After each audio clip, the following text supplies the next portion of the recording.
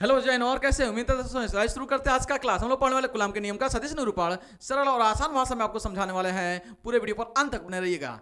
ये हमारे पास एक प्लेन है। इस प्लेन पर ये एक्स अक्ष है और ये वाई अक्ष है। ये मूल बिंदु है, ओरिजिन पॉइंट से। यहाँ पर दो बिंदु हैं, मान लीजिए Q1 है और यहाँ पे Q2 है। इनका लोकेशन पता करना है कि इनका लोकेशन कहाँ पे है। इसके लिए एक हम वेक्टर खींचते हैं जिसे कहते हैं R1 वेक्टर। तो R1 जो वेक्टर है, R1 जो सदिश है, वह क्या बता रहा है? Q1 की स्थिति बता रहा है। Q1 की स्थिति सदिश है। Q1 का स्थिति सदिश है किसके सापेक्ष? मूल बिंदु के सापेक्ष। ऐसे ही Q2 कहाँ पे लोकेटेड है ये बता रहा है क्या? R2 vector. तो R2 वेक्टर जो है वह क्या बता रहा है? Q2 की स्थिति सदिश बता रहा है। Q2 की स्थिति सदिश बता रहा है कि Q2 कहाँ पे लोकेटेड है। अब Q1 और Q2 को ध्यान से देखें तो मैं ऐसे लाइन ड्रॉ कर रहा हूं। Q2 कहां पे मौजूद है ये बताएगा R21 वेक्टर। किसके सापेक्ष? Q1 के सापेक्ष। तो R21 जो वेक्टर है वह Q2 का लोकेशन बता रहा है Q1 के सापेक्ष। Q2 का लोकेशन बता रहा है Q1 के सापेक्ष, यानी Q2 की स्थिति सदिश Q1 के सापेक्ष। और R21 जो वेक्टर है, R21 जो वेक्टर है, इस वेक्टर की दिशा में एकांक सदिश होता है। एकांक सदिश, एकांक सदिश क्या है? एकांक सदिश तो होता है वह सिर्फ दिशा को बताता है, और एकांक सदिश को हम लोग दर्शाते हैं कैप से। कैप से दर्शाते हैं एकांक सदिश को हम लोग ऐसे कैप से दर्शाते हैं। A cap equal to vector a upon vector a का परिमाण। वेक्टर ए का परिमाण ऐसे दर्शाते हैं। तो एकांक सदिश को हम लोग ऐसे दर्शाते हैं R21 कैप।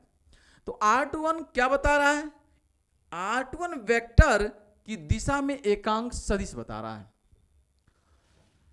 अब मान लीजिए इस डायरेक्शन को अगर ऐसे हम घुमा दें Q1 की तरफ, Q1 की तरफ, तो इसे हम कहेंगे R12। और वेक्टर R12 है क्या? वेक्टर R12 वेक्टर जो है वह क्या है? तो Q1 की स्थिति सदिश है। स्थिति सदिश है और किसके सापेक्ष है? तो Q2 के सापेक्ष। Q2 के सापेक्ष। और R12 कैप जो होगा, R12 जो कैप होगा, R12 कैप जो होगा ये एकांक वेक्टर होता है। तो R12 एकांक वेक्टर जो होता है वह क्या है? वेक्टर R12 की दिशा में एकांक सदिश है। एकांक सदिश होता है। सदिश अगर हम बल की बात करें तो कूलाम के नियमानुसार, कूलाम के नियमानुसार Q1 पर Q2 के कारण बल, बल होता है F1 पर लग रहा है। किसके कारण बल लग रहा है? 2 के कारण बल लग रहा है। Q1 Q2 अपान में R²। ये इस बल का परिमाण है और बल की दिशा से गुणा करेंगे। भाई बल निकालना है तो ये बल का परिमाण है और दिशा से गुणा करेंगे। सदिश राशि है बल। तो दिशा कौन है? 1 पे बल लग रहा है 2 के कारण। देखिए 1 पे बल लग रहा है, Q1 पे लग रहा है बल Q2 के कारण, तो दिशा ये रही। F12 एक पर बल लग रहा है दूसरे के कारण, तो दिशा क्या होगी? एकांक वेक्टर। ये 1 2 R12 कैप, तो ये हो जाएगा R12 कैप। ऐसे ही Q2 पर Q1 के कारण बल, F2 पे बल लग रहा है 1 के कारण, देखिए 2 पे बल लग रहा था पहले के कारण, ये बल लग रहा है इधर, F2 पे बल लग रहा है 1 के कारण, तो दिशा इस समय कौन है इसमें, R21 कैप, तो ये रहेगा आपके पास K Q1 Q2 अपान R, और दिशा क्या है R21, समीकरण 1 और समीकरण 2, समीकरण 1 और समीकरण 2 से स्पष्ट है कि यह एक कूलाम के नियम का सदिश निरूपण है, यानी परिमाण के साथ साथ दिशा है, तो ये कूलाम के नियम का सदिश निरूपण है। समीकरण 1 और 2, समीकरण 1 व 2 कूलाम के नियम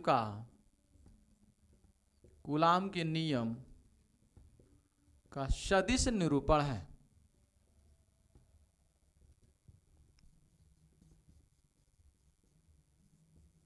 कूलाम के नियम का सदिश निरूपण है। पहले पर बल लग रहा है दूसरे के कारण, और दूसरे पर बल लग रहा है पहले के कारण, ठीक है, ये कूलाम के नियम का सदिश निरूपण है। आगे हम बात करेंगे इसी कूलाम के नियम के सदिश निरूपण से न्यूटन के तीसरे नियम का हम सत्यापन करेंगे। आइए देखते हैं, रफ करते हैं, स्क्रीनशॉट लेना ले लीजिए। आगे हम देखते हैं, हमें पता है क्लास 11th में पढ़े थे कि ए कैप इक्वल टू में वेक्टर ए अपान में वेक्टर ए का परिमाण, तो यहां से R12 कैप बराबर हो जाएगा R12 वेक्टर अपान में R। ऐसे ही यहां पे आप देखें तो R21 कैप इक्वल टू हो जाएगा R21 वेक्टर अपान में R का परिमाण। अब यहां से ध्यान से देखें, अगर यहां पे पुट करते हैं तो F12 इक्वल टू में K Q1 Q2 अपान में R स्क्वायर इंटू में R12 कैप के जगह पे हम इस्तेमाल करेंगे R12 वेक्टर अपान R, तो यहां से हो जाएगा K Q1 Q2 अपान में R क्यूब इंटू में R12 वेक्टर, ठीक है। समीकरण नंबर 3 कर लेते इसे, और यहां पे पुट करेंगे अगर इस वैल्यू को, तो मिलेगा हमें F21 इक्वल टू में K Q1 Q2 अपान में R square into R21 cap की जगह पे हमें रखना है R21 वेक्टर अपान में R, तो ये हो जाएगा F21 इक्वल टू में K Q1 Q2 अपान में R क्यूब इंटू में R वेक्टर 2। अगर हम ध्यान से देखें तो दोनों की क्रिया रेखाएं सिर्फ विपरीत है लेकिन परिमाण बराबर है, तो हम कहेंगे यहां से कि R12 जो वेक्टर है वो इक्वल में R21 वेक्टर होगा। दोनों की परिमाण बराबर लेकिन क्रिया रेखाएं विपरीत है, इसलिए आप माइनस लगा सकते हैं, ठीक।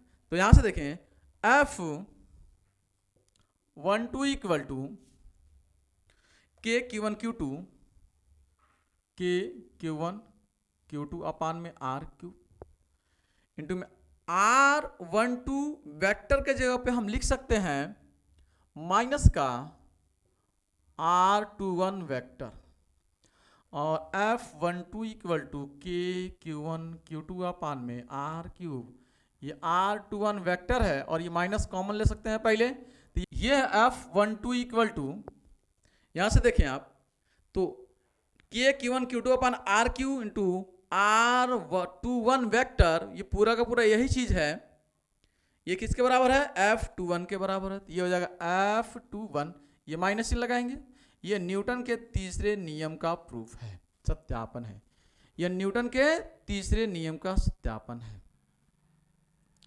अतः कूलाम के जो सदिश निरूपण है वह न्यूटन के तीसरे नियम का सत्यापन करता है। तो आज के लिए इतना। Thanks for watching this video. जय हिंद, जय भारत।